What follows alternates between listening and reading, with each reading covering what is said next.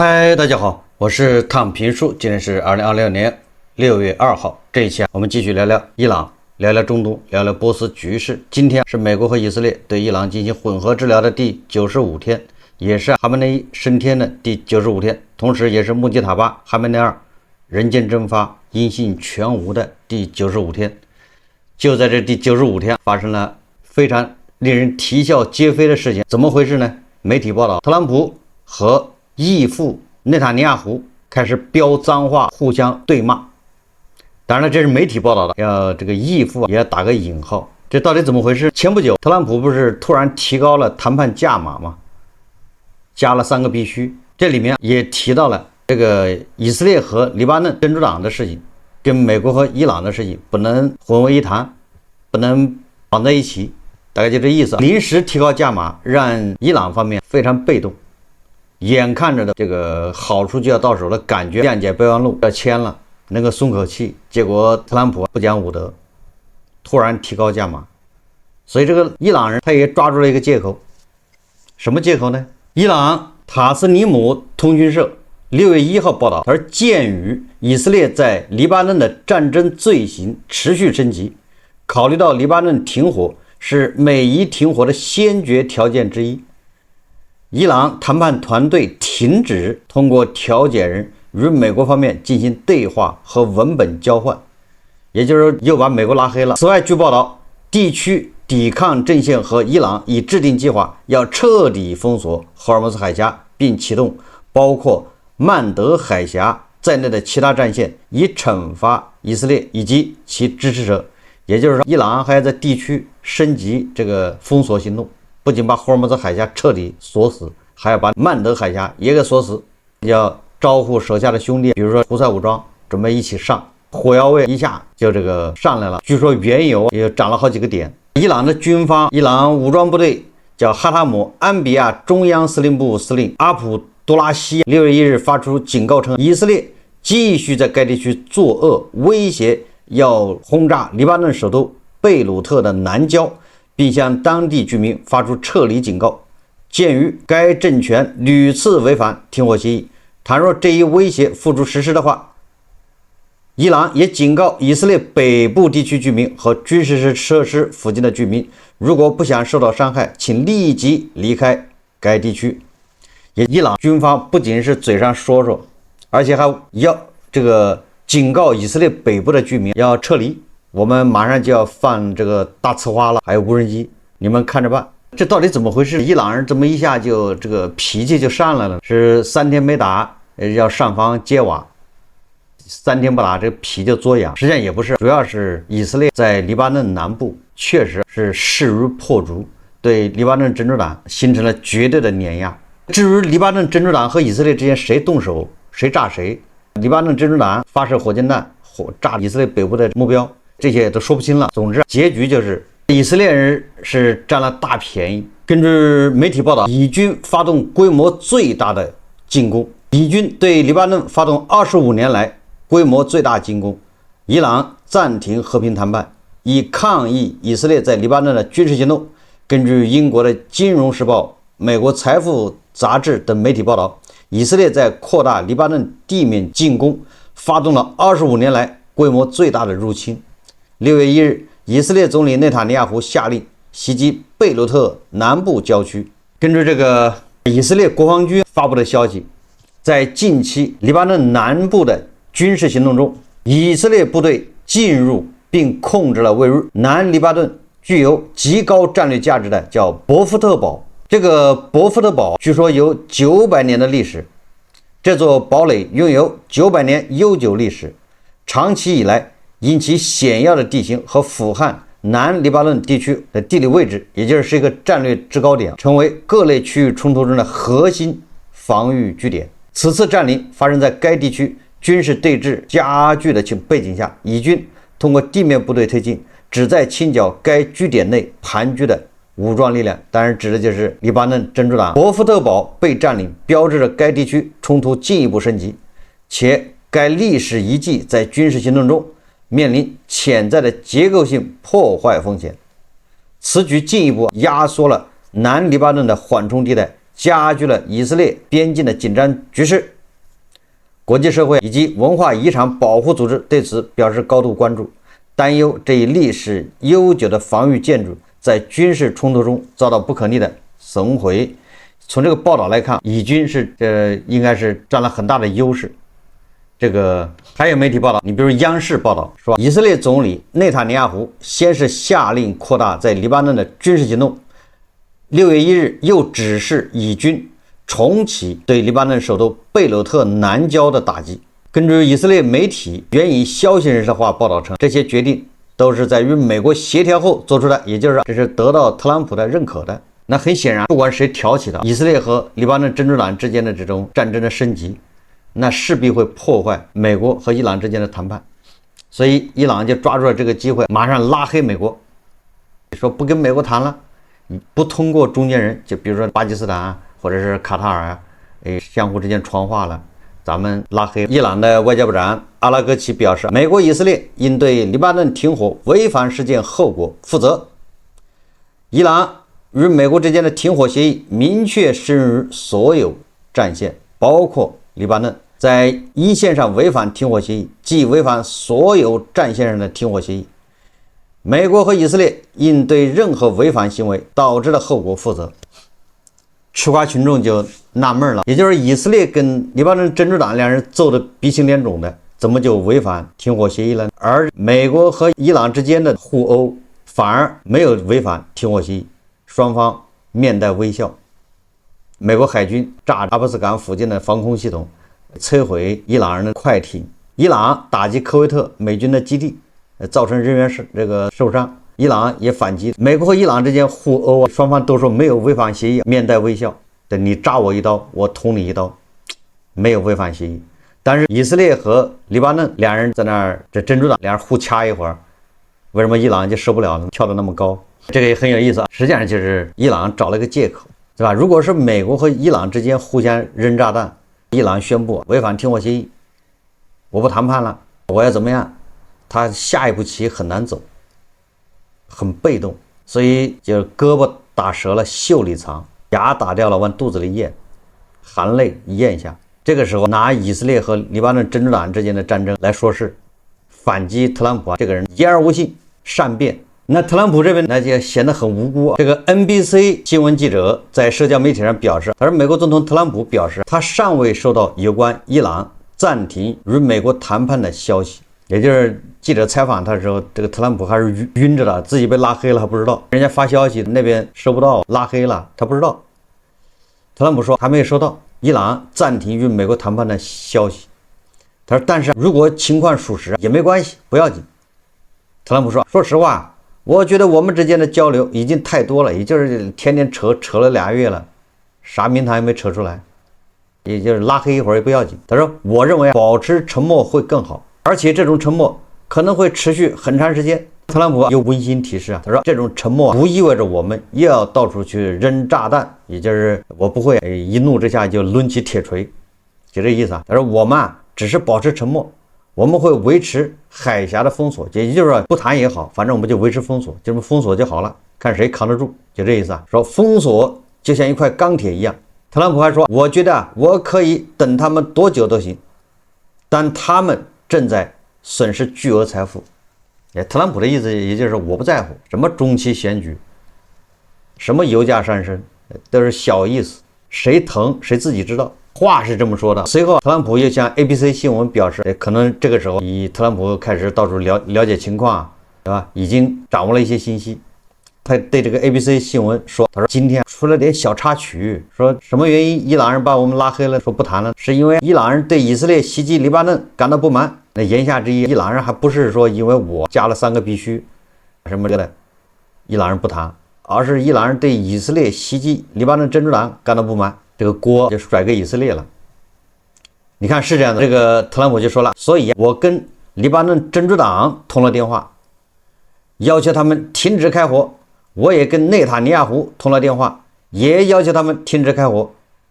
結果雙方就停止了射擊。特朗普說的很簡單，我給雙方打了電話，雙方都停止射擊。特朗普他在這個真相社交平台又發文表示，他說與伊朗伊斯蘭共和國的談判仍在繼續，而且進展迅速。你要問他什麼時候能談成，特朗普說了1周之內。你看看，很認真的給了一個期限。但是事情真的像特朗普說的那樣風輕雲淡嗎？特朗普說了，出了點小插曲，這個伊朗人對以色列打擊黎巴嫩真主黨不滿，我已經打電話了，雙方已經停火了。特朗普還說了，這個伊朗人談不談都行，我們願意保持叫什麼叫沉默，他不談，我也不會去炸他，不會去打他，我就保持封鎖就行了，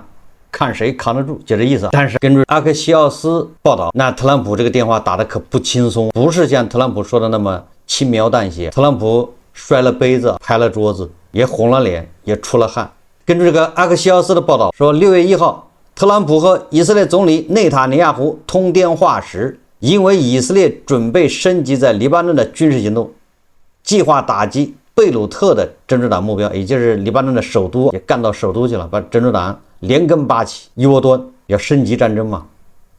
說特朗普非常生氣。阿克西奧斯引述美國官員的話說，特朗普在電話裡對這個內塔尼亞胡展開了國罵，大概說了這些話，說你他媽瘋了，要不是我，你早就進監獄了。說我是在救你的命，現在人都討厭你，所有人都因為這件事討厭以色列。另一名知情人士還說，特朗普還吼了一句，你他媽到底在幹什麼？根據2名知情人士透露，特朗普在通話中稱內塔尼亞胡瘋了，並指責其不知感恩。這個特朗普的意思是，他不反對以色列針對黎巴嫩真主黨的襲擊採取自衛行動，也就是說，黎巴嫩真主黨如果向以色列這邊發射火箭彈，那你打他可以，這叫自衛。但是認為內塔尼亞胡近期在黎巴嫩的軍事升級是反應過度，除威脅空襲貝魯特外，以軍近期還擴大了在黎巴嫩南部的地面行動。報道稱，此次通話是特朗普重返白宮以來與內塔尼亞胡最緊張的通話之一。整場電話充斥着粗口和激烈的爭吵。這個據一位在場的美國官員形容說，特朗普在電話裡徹底壓制了內塔尼亞胡的氣焰，稱內塔尼亞胡最後只能不斷的回應好，只要你確保事情處理好就行。那意思就是實在是太高，是吧？好，行。被特朗普的這個電話怒吼壓制住了，說內塔尼亞胡。當然了，這個都是美國媒體阿克西奧斯報道的，這真假難辨，也或許有這種可能。從特朗普跟萬斯是吧，在白宮會見這個烏克蘭總統澤連斯基的時候，我們能想象，能腦補特朗普打電話給內塔尼亞胡，很有可能。這個特朗普指責是吧，澤連斯基不知感恩，不懂感恩，那不正好嗎？指責內塔尼亞胡不懂感恩，這個內塔尼亞胡這一下應該跟澤連斯基有共同語言，他們都是不懂感恩的人。不懂感恩的不是澤連斯基一個啊，包括內塔尼亞胡。第二個，这個我記得2月28號，美國和以色列對伊朗進行混合治療以來，這個媒體一直在宣傳特朗普是被內塔尼亞胡給忽悠了，去打的伊朗，這是一種說法。還有更多的說法是什麼？是以色列人是美國的爹，以色列人控制了美國，那更是控制了特朗普。那通過阿克西奧斯的報道，似乎不像是兒子跟爹打電話呀。那兒子要這麼跟爹說話，那不是忤逆嗎？所以到底是以色列到底是不是美國人的爹，这個不太好判斷，是吧？如果說以色列真的是美國人的爹，以色列控制了美國，那為這點小事，這個特朗普就對內塔尼亞胡爆粗口，對吧？然後在那兒狂吼半小時，桌子也拍了，茶杯也摔了，不是茶杯，可樂罐，可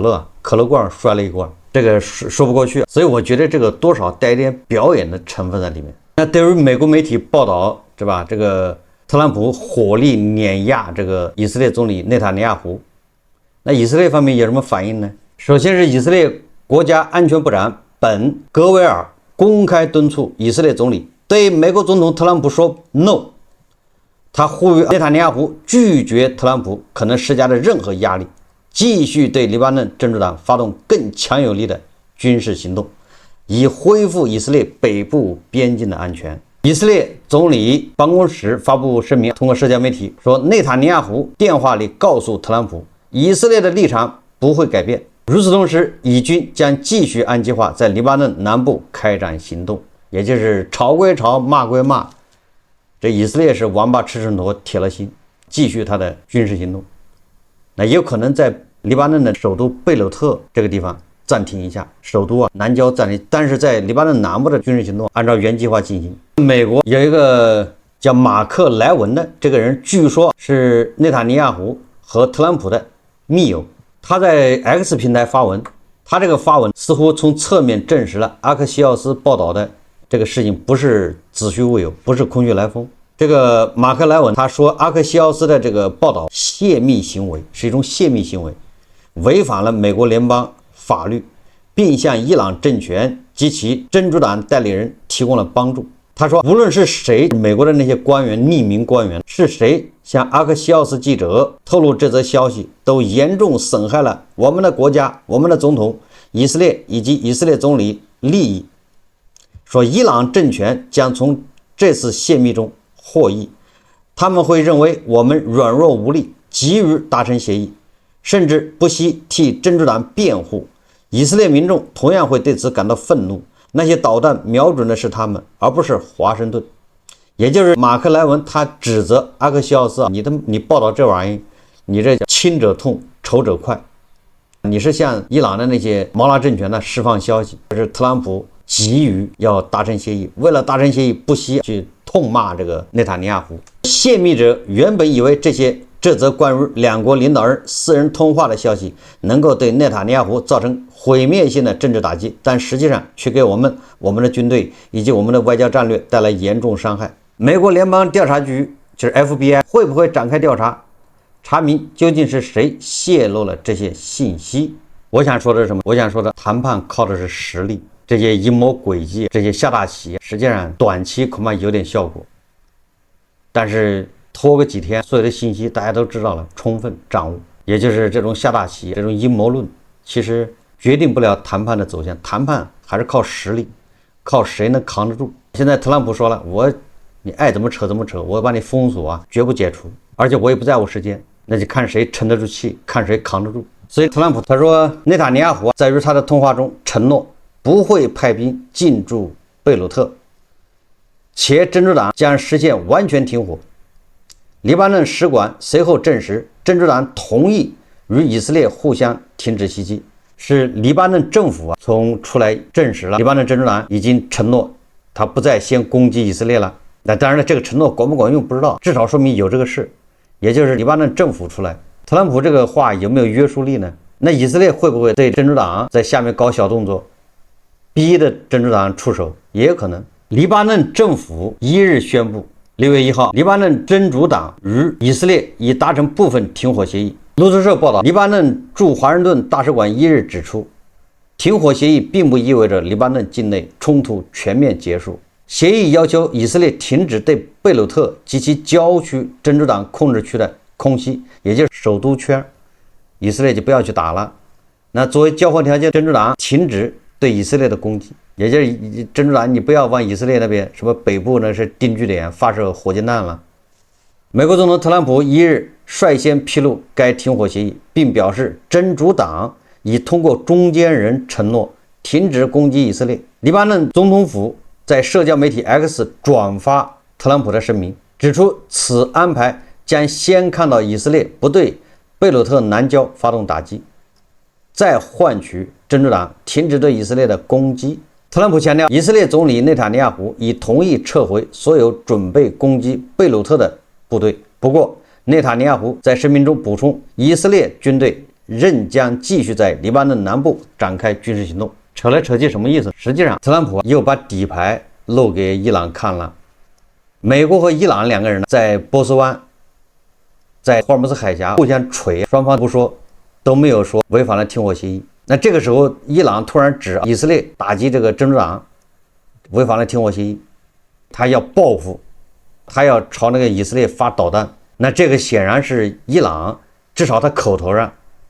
他要宣布停火協議結束。你看他要對以色列發射導彈，那以色列肯定要打他，那這不是停火不就結束了嗎？所以特朗普顯然他沒做好準備，這就是露怯的地方，有點露怯。如果特朗普這個時候是無所謂，你愛宣布不宣布，你要敢打以色列，以色列就打你；你要宣布停火結束，那就結束了，那咱們就互毆。所以說啊，特朗普現在確實有點在跟伊朗的談判博弈中還是有點着急，並不像他自己形容的那樣閒庭信步。6月1號，特朗普在接受 CNBC 電話採訪時稱，不在乎美伊談判是否結束，覺得談判已變得無聊。針對伊朗談判人員因以色列在黎巴嫩軍事行動擬停止溝通，準備封鎖霍爾木茲海峽的報道，他回應冷淡。他不擔心原油價格走勢，篤定油價近期會大幅暴跌，同時堅稱民眾若理解遏制伊朗核野心的重要性，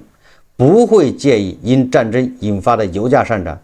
還表示零售油價會很快下降，且不急於重啟美伊談判。這個特朗普還說，與伊朗的和平協議可能甚至比軍事勝利更好。他稱這對他們來說並非易事，實際上從我們的角度來看也不容易，但我們正在得到我們需要得到的東西。關於重新開放霍爾木茲海峽的諒解備忘錄何時才能完成並簽署，特朗普說，我認為你說的是未來1周內。特朗普說他還沒有同意，因為我需要再爭取幾個點。你看美伊兩國互毆，他們不說這叫違反停火協議。伊斯蘭革命衛隊6月1日最新證實說，美軍不久前襲擊了伊朗霍爾木茲干省的叫西里克島上一座通信塔。革命衛隊航空航天部队隨即對發動襲擊的一處美國空軍基地實施了打擊，並摧毀預定的目標。革命衛隊警告稱，如果此類侵略行徑再次發生，伊朗的回应將截然不同。美軍中央司令部稍早聲明說，5月30號、5月31號，美軍對位於伊朗格尔鲁克以及格什姆島無人機雷達和指揮控制站再次實施所謂的自衛打擊。像這種打擊每天都有，說以回應伊朗的挑釁行為。這些所謂的挑釁行為包括擊落一架據稱在国際水域上空執行任務的美國死神無人机，也就是美國和伊朗之間擦槍走火，互相轟炸。這個是每天都在發生，但是雙方都並沒有宣布停火協議結束了。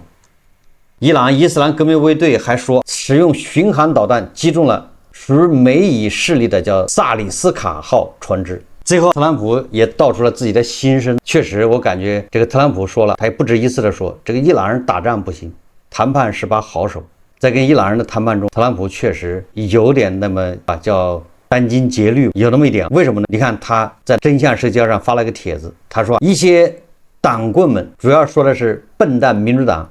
以及看起来毫無愛國心的共和黨人，有一些也就是不仅是笨蛋民主党人，還有一些共和党人毫無愛国之心，一些党棍们前所未有的沒完沒了的消极聒噪，也就在那兒跟胡一金老師一樣的，反正特朗普怎麼做都是錯。炸伊朗吧，那是上了以色列人的當；不炸，那說特朗普逃跑，就是這種。特朗普抱怨，他說一會兒叫我快點，一會兒叫我慢一點，一會兒叫我去打仗，一會兒叫我別打仗，反正怎麼說的都有，這讓我很難正常開展工作，進行談判。咱們節目也說了，特朗普做什麼都是錯的，打吧也是錯，不打也是錯，撤吧也是錯，反正就是個錯。所以關鍵這些都很正常，我覺得這是客觀情況。但是特朗普上心了，對吧？他居然被這個影響到了，破防了，那只能說明特朗普確實在跟伊朗人的談判中顯得有點吃力。越急於求成，越就被別人利用，對吧？你越想通過談判達成目的，你就越容易被別人利用。你越想提前早點解決，早點結束，你就越被人利用。所以特朗普一方面表現出來他不在乎，他想談多長就談多長，但是一方面他有一點崩潰。這個半夜發出來的貼文代表了特朗普的某種心聲，有點心力憔悴，被美國的媒體還有美國的民主党以及共和党內部人給整的叫 emo 了，是吧？叫無語了，反正怎麼做都是錯，看不到掌聲，沒有人給他鼓掌，都在批評他。所以從這個角度來說，他對內塔尼亞胡破口大罵，破防也有可能。但是咱們還是要言歸正傳，也就是所謂的談判都是看實力，最終還是實力的比拼。那些陰謀詭計，那些喊口號，那些牙打掉了往肚子裡咽，那些宣稱贏麻了各種宣傳，實際上不管用，最終看的是實力，誰疼誰自己知道。當地時間1日，伊朗外交部發言人巴加埃表示，基本上與美國談判的一大難題在於其立場頻繁變化且自相矛盾。就美伊談判進展，他指出，雙方是在互不信任的環境下進行談判，談判在猜疑中開始並繼續進行，談判本身也並非雙方互信的標誌。如果對方言辭前後矛盾，媒體宣傳也自相矛盾，只會延長談判進程。也就是伊朗人指責特朗普變來變去。所以說，從今天媒体的報道來看，我們可以得出個結論，美伊之間的衝突沒有那麼容易結束，最終恐怕還是要兵戎相見，還得再打一遍。因為後面還有一個以色列，這一次以色列用實際行動，實際上就想讓美伊這個諒解備忘錄談不成，這也是特朗普破防的一個原因。你可以要求以色列不要去打擊貝魯特的郊區，那以色列人家在黎巴嫩南部的這個軍事行動根本就不停，繼續。特朗普有什麼辦法呢？特朗普沒辦法，那伊朗人那是乾着急，看着自己的小兄弟被剿滅，他怎麼交代？所以美國伊朗的諒解備忘錄後面還有一個人在後面瞪着繩子，看不見的繩子，這就像放風筝一樣，那個繩子是在以色列人手上瞪着的。所以說，即便美國和伊朗達成了諒解備忘錄，你就簽了字兒，那後面的2個月都有變數。好，我們密切關注這期節目，咱們就聊到這裡，感謝大家收看。如果喜歡我的節目，歡迎訂閱轉發，也可以在下方留言評論，謝謝大家。